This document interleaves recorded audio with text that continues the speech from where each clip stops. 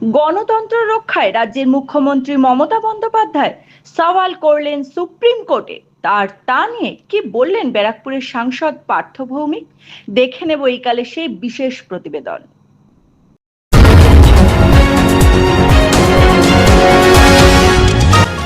আপনারা দেখছেন এইকাল.in, সঙ্গে থাকুন, ভরসা রাখুন।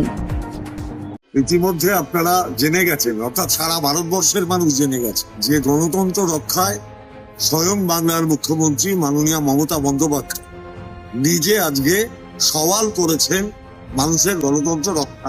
এবং সুপ্রিম কোর্ট আমাদের মাননীয় মুখ্যমন্ত্রী মমতা বন্দ্যোপাধ্যায় প্রায় সমস্ত কথাকেই মান্যতা দিয়েছে। যেরকম ভাবে লজিক্যাল ডিসক্রিপেন্সির নামে মানুষকে হয়রান করা হচ্ছে, যেরকম ভাবে মাইক্রো অবজারভার নামিয়ে দিয়ে গণতন্ত্রকে হত্যা করা হচ্ছে, তার বিরুদ্ধে আজকে সরব হয়েছেন সুপ্রিম কোর্টে দাঁড়িয়ে মহামান্য বিচারপতির কাছে বিচার চেয়েছেন আমাদের মাননীয় মুখ্যমন্ত্রী মমতা বন্দ্যোপাধ্যায়।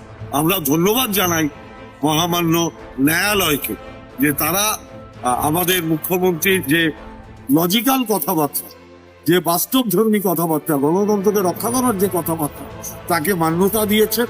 এবং আমরা আশা করি আগামী সোমবার তিনি যেটা শুনবে, মানুষ যারা গণতন্ত্র যাদের হরণ করা হচ্ছে তারা একটা ন্যায় বিচার পাবে, যার পুরো কৃতিত্ব প্রাপ্য জননেত্রী মমতা বন্দ্যোপাধ্যায়।